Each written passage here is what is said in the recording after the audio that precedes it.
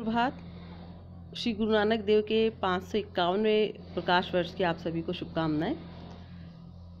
गुरु नानक देव सिखों के 10वें गुरु थे। लगभग 500 बरस पहले यानी 1469 ईस्वी में लाहौर के पास रावी नदी के किनारे तलवंडी गांव में उनका जन्म हुआ। इस वक्त दिल्ली में बहलोल लोदी की हुकूमत थी। हिंदुस्तान का हाल उस समय कुछ अजीब सा था। मुसलमानों के हिंदुस्तान आने से पहले यहाँ के मज़हब और समाज पर आहिस्ता आहिस्ता नया रंग चढ़ रहा था। खुदा, मौत के बाद की ज़िंदगी, रहन सहन, रस्म व रिवाज, इन सब बातों में हिंदू मुसलमानों में एक समझौता सा हो रहा था। मुसलमान सूफ़ी और दरवेश एक तरफ, हिंदू साधु और भगत दूसरी तरफ अपनी अपनी अकल और समझ के मुताबिक हिंदू मुसलमानों में मेल मिलाप की कोशिश कर रहे थे। विद्यार्थियों, मध्यकाल में हिंदू संतों और सुधारकों ने धर्म सुधार के लिए जो एक आंदोलन का सूत्रपात किया। ये आंदोलन क्योंकि भक्ति पर जोर देता था, इसलिए इसे भक्ति आंदोलन कहा जाने लगा। अतः हिंदू धर्म के अंतर्गत उत्पन्न भक्ति आंदोलन मध्य युग के धार्मिक जीवन की एक महान विशेषता रही है। अनेक शताब्दियों तक ये धार्मिक आंदोलन बहुत प्रभावपूर्ण रहा और आधुनिक हिंदू धर्म पर भी उसकी छाप हमें दिखाई देती है। तो हम चर्चा कर रहे हैं आज कि भक्ति आंदोलन में गुरु नानक देव का क्या योगदान रहा। गुरु नानक देव अपने समय के अपूर्व धर्म सुधारक, रूढ़ि विरोधी तथा अद्भुत युग पुरुष थे। मध्ययुगीन धर्म सुधारकों में उनका विशिष्ट स्थान है। प्रोफेसर कंगिंगम के अनुसार प्रत्येक मौलिक धर्म संस्थापक अपनी व्यक्तिगत, सामाजिक व ऐतिहासिक परिस्थितियों के अनुरूप ही अपने धार्मिक संदेश देता है, जिसका पालन नानक ने भी किया। खुशवंत सिंह ने भी लिखा है कि एक युवक के रूप में वे उस समय प्रचलित भक्ति मार्ग के सीधे संपर्क में आए। कबीर ने उन्हें काफ़ी प्रभावित किया और पंजाब की यात्रा करते समय उनका कई मुस्लिम सूफ़ी संतों से भी मिलना हुआ। सूफ़ी शेख फरीद के जीवन दर्शन ने उन्हें बहुत ज़्यादा प्रभावित किया। वास्तव में विद्यार्थियों, नानक विभिन्न धर्मों में प्रचलित बुराइयों के विरोधी थे तथा साथ ही उनकी अच्छाइयों को स्वीकार करना अपना परम कर्तव्य समझते थे। डॉक्टर ताराचंद लिखते हैं कि नानक के मस्तिष्क में ये विचार सर्वथा स्पष्ट था कि उनका जन्म केवल एक ही कार्य सिद्धि के लिए हुआ है और वह कार्य है लोगों को मुक्ति का मार्ग बताएं, जो कि एक ही है तथा जिस पर एक ही ईश्वर का शासन है। नानक ने जो है अपने विचारों को प्रदर्शित किया। उससे पहले उन्होंने अनेक यात्राएं की।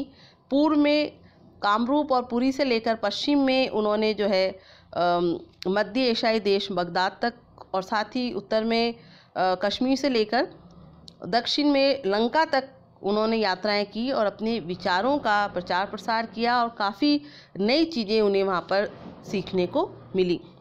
नानक का जो प्रमुख उपदेश है उसके बारे में मैं ये बताना चाहूँगी कि उनका ये कहना था कि भगवान तो एक ही है। उनका उद्देश्य एक ही ईश्वर की मान्यता के आधार पर हिंदू धर्म में सुधार करना तथा हिंदुओं और मुसलमानों के बीच मैत्रीपूर्ण संबंध स्थापित करना था। उनका कहना था, यानी जो ये चाहते थे मूल रूप से कि हिंदू और मुस्लिम जो प्रमुख समुदाय थे उस समय भारत में, उनमें समन्वय स्थापित हो, मैत्रीपूर्ण संबंध स्थापित हो। उन्होंने मृत्युपर्यंत हिंदू मुसलमानों के तीव्र मतभेदों को दूर करने की सफल चेष्टा थी। उनके जो शिष्य थे उसमें हिंदू और मुसलमान दोनों ही तबके के लोग शामिल थे, दोनों ही समुदाय के लोग शामिल थे और उन्होंने हिंदू और मुस्लिम दोनों समुदायों में प्रचलित जो रूढ़ियाँ हैं, जो कुरीतियाँ हैं, उनको दूर करने की कोशिश की और हिंदू मुस्लिम एकता के लिए उन्होंने प्रयास किया। अनेक भक्ति संतों ने जो है हिंदू और मुस्लिम समन्वय की स्थापना के लिए प्रयास किए और अपने जो है श्लोक और दोहे उस पर लिखे। उसी क्रम में गुरु नानक देव ने भी लिखा है एक श्लोक जिसका उल्लेख मैं करना चाहूँगी।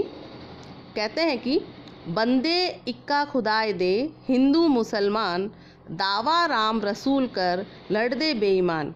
यानी हिंदू और मुसलमान एक ही खुदा के बंदे हैं, लेकिन राम और रसूल का दावा करके दोनों जो हैं बेईमान जो है लड़ाई लड़ते हैं। यानी जो सामुदायिक समन्वय है इसकी चर्चा वो करते हैं। कबीर के समान उन्होंने भी एकेश्वरवाद का उपदेश दिया, मूर्ति पूजा की निंदा की, साथ ही बहुदेववाद का भी उन्होंने विरोध किया, बहुदेव पूजा का उन्होंने विरोध किया और हिंदू धर्म और इस्लाम के कर्मकांड का भी उन्होंने विरोध किया। उनका कहना था कि ईश्वर के नाम के सामने जाति और कुल के बंधन निरर्थक है।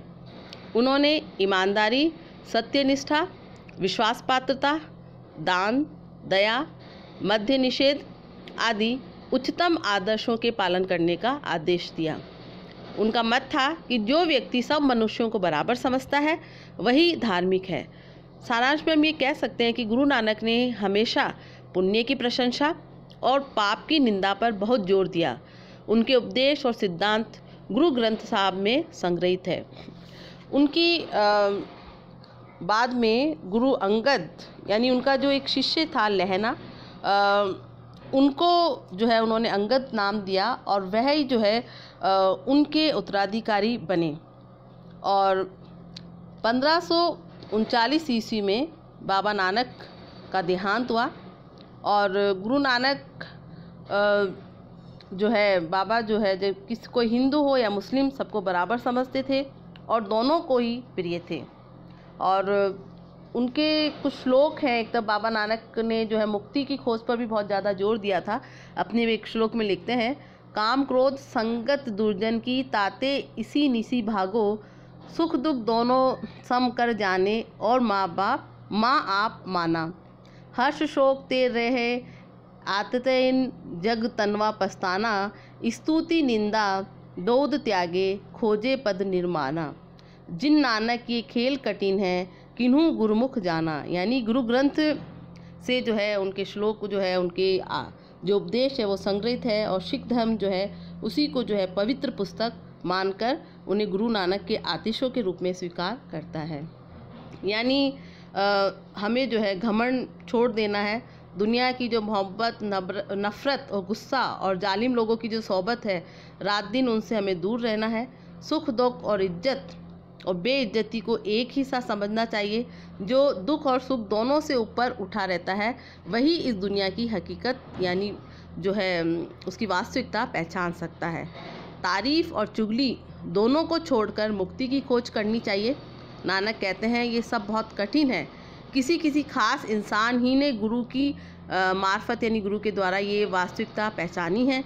एक और जगह फरमाते हैं कि बस अगर किसी को सच्चाई की तलाश हो तो खुदा को याद करे और इसकी मर्जी के सामने अपने आप को पूरे तौर पर झुका दे। यानी उन्होंने जो है सच्चाई के रास्ते पर चलने के लिए कहा और दुनिया की जो भी बुराइयां हैं, घमंड, अहंकार, इन सब से दूर रहने का कहा। और साथ में ये भी कहा कि खुदा को अगर हम याद करेंगे और खुदा की जो भी मर्जी है उसके सामने पूरी तरह अपने आप को समर्पित कर दें तो खुदा निश्चित तौर पे हमारे लिए, ईश्वर हम निश्चित तौर पे हमारे लिए अच्छा कार्य करेगा।